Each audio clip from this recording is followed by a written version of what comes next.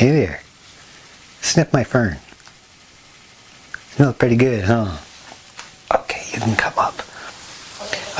I didn't plan on having him with me today, but I don't plan on a lot of things, and it seems to work out.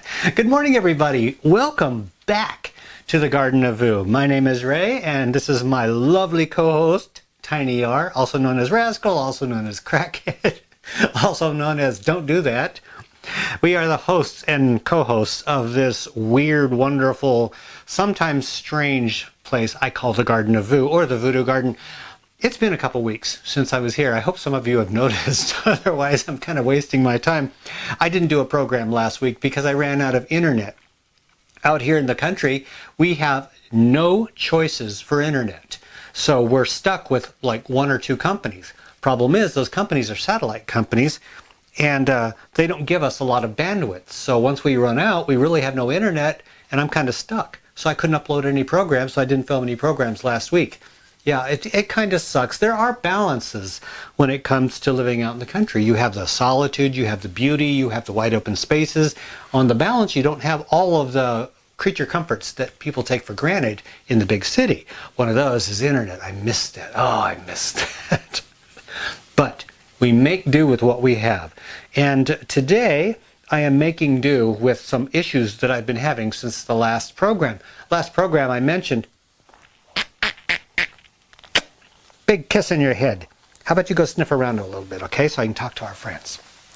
And go through there. There we go.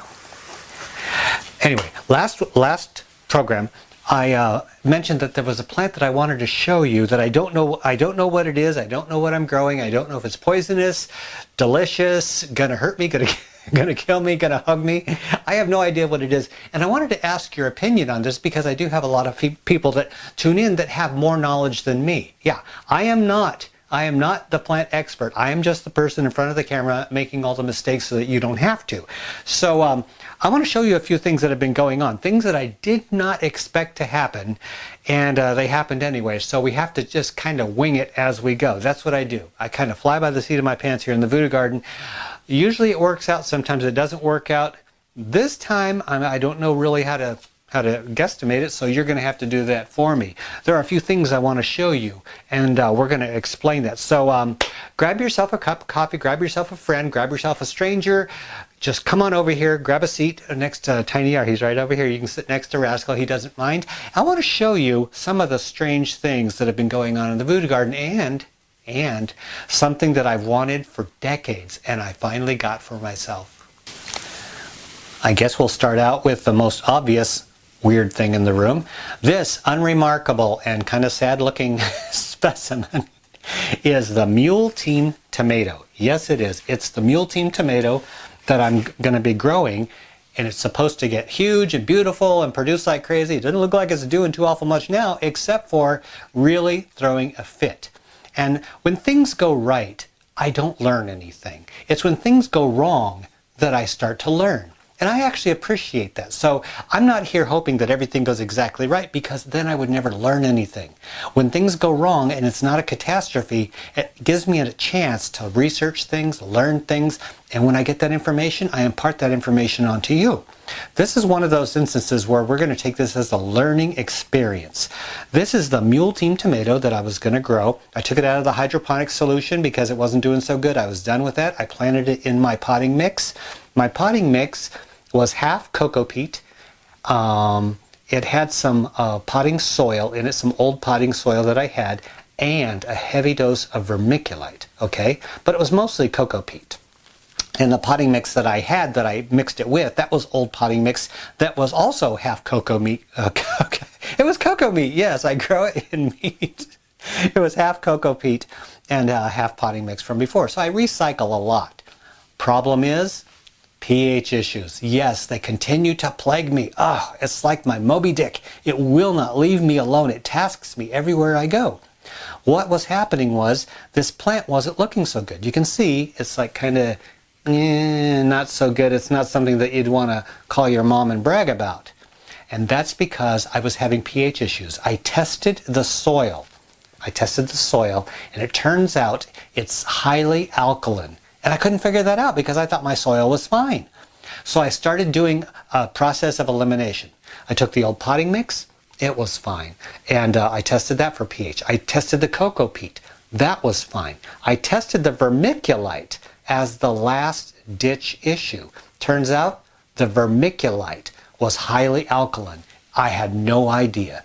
And that, since I add so much vermiculite onto here, I was having issues. So now I'm not using vermiculite ever again. I always promoted it as mixing it with my stuff, but back in the day when I promoted it, I was mixing vermiculite with potting soil, Miracle-Gro potting soil, which is basically all peat moss, which is acidic, so it balances out.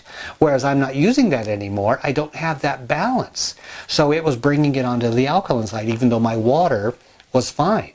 So that's what was going on here. What I did was, I did this as an emergency measure. And some of the stuff that I do is basically just putting out a fire to keep it from spreading. I need this tomato within the next month.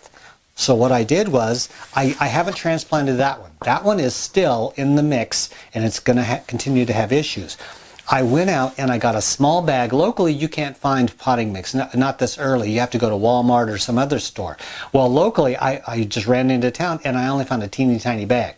And that was good enough for me now. So this is straight potting mix with no vermiculite, no additional vermiculite added by me.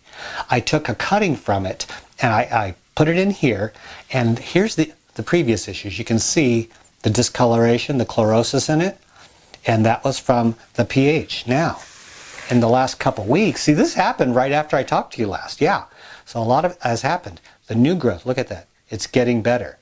It's looking a lot better. It's not all curled down. It's not all dead. This is the exact same plant. It's just a cutting off of that plant, shoved into the soil.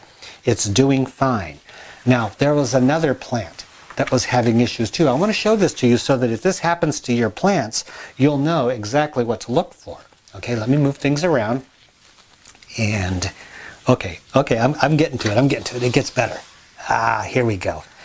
This is the habanero, the sweet habanero I was growing. It started out fine. Look at this. See, it had the big, beautiful leaves. I've shown this before. It was doing good. I pruned it. Look at how thick it is. You can't even put your fingers through there. It's got so many branches coming out, and they're supposed to grow out. Well, what was happening is, look, the leaves are getting smaller, more crunched looking, and lighter colored.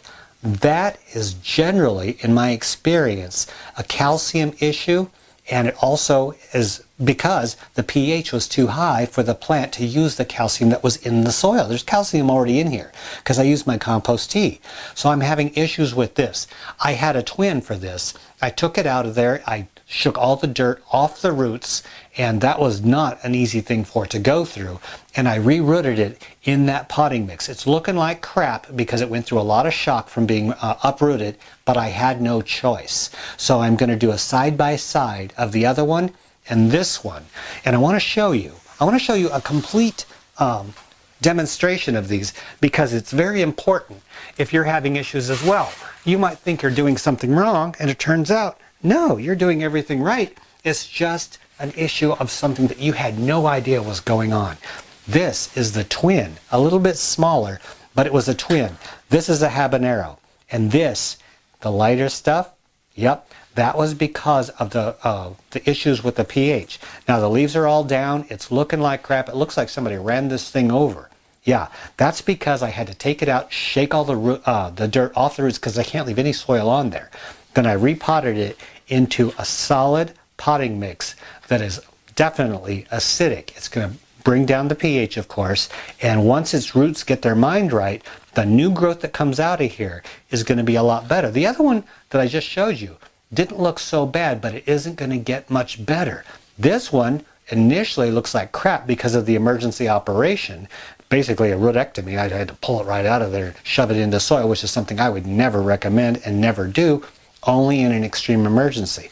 Now what I'm going to do is I'm going to check how this one does and how this tomato does in the potting mix against the ones that are in the old soil. I'm going to leave those ones out there. Since I have enough to have spares, I can do that. And I'm going to show you the updates as they go, good or bad, how they grow in the future, and we're going to learn together, okay?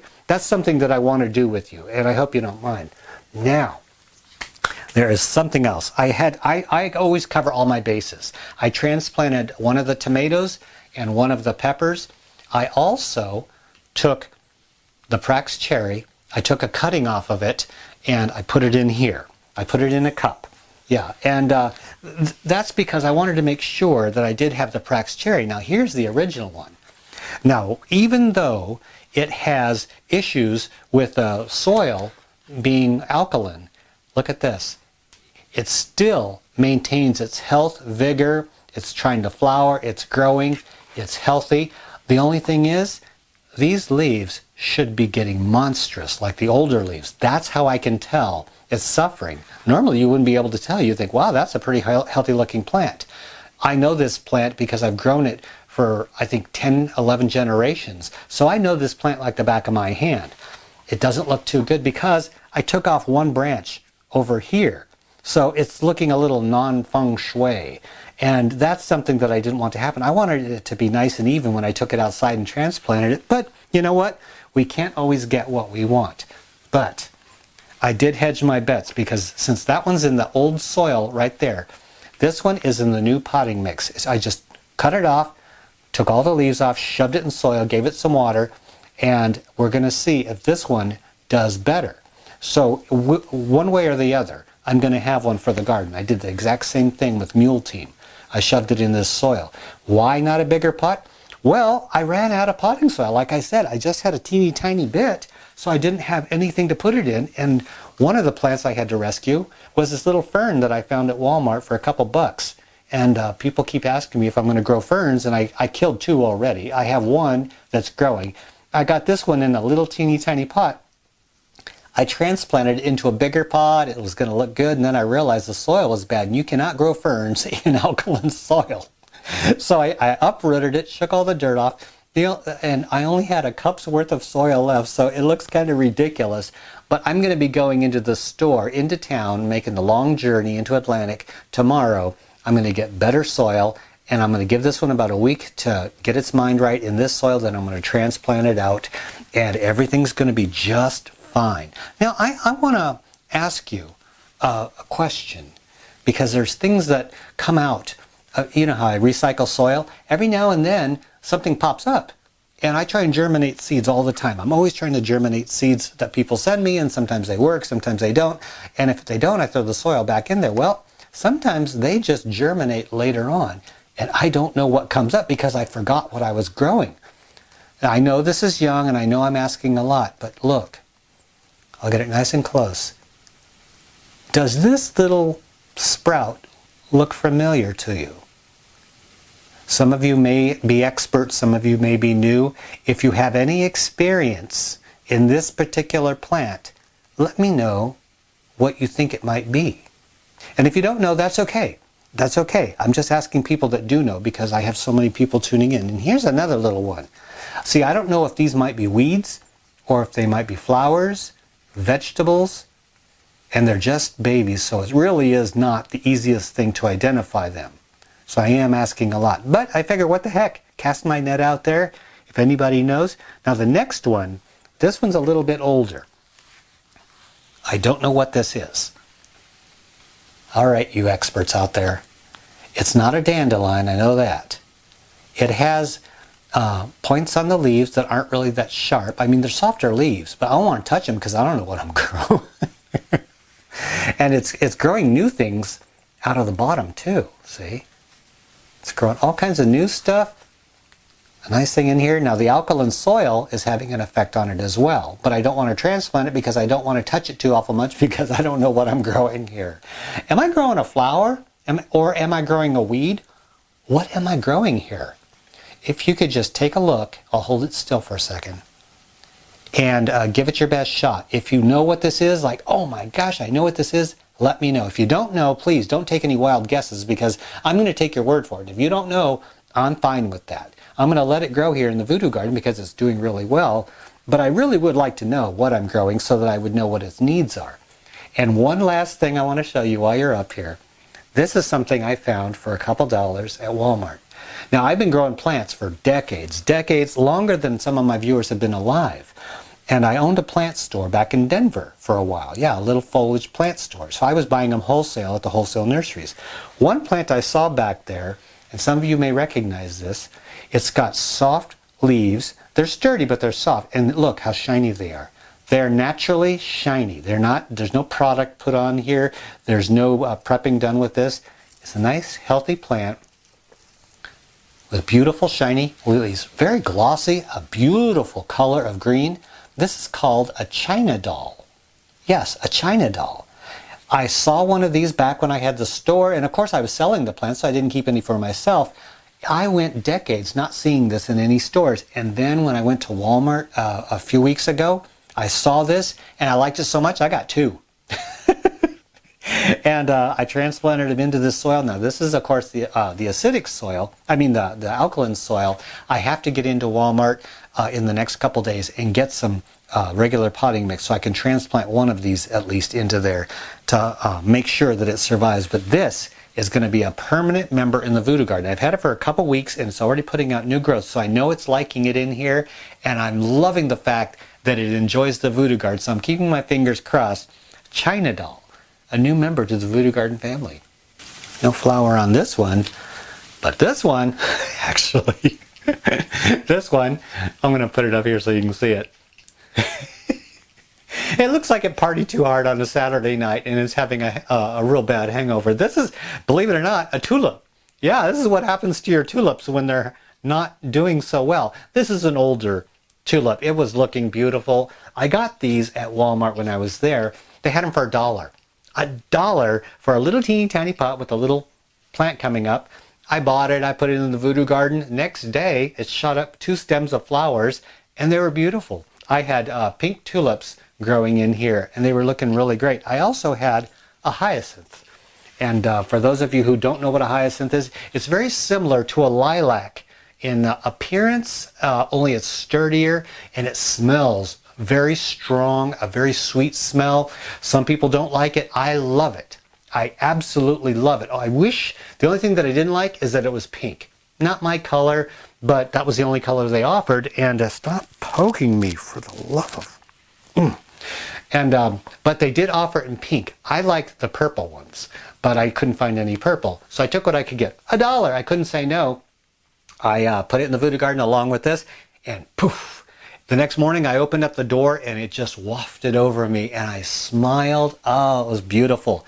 I got my $1 worth out of this. And then the flower died. I cut it back. Now I'm just going to grow this in here for a little bit and probably take it outside and grow it in the garden, transplant it in the garden. I'll find another place out there. People have asked me, Ray, why don't you grow flowers in the Voodoo Garden? Well, I mean out in the regular garden. Well, that's actually a question that I'm going to be answering on Weekend Edition. That's coming up on the Praxis 55712 channel. So I'll address that there. Why I don't grow flowers in the garden.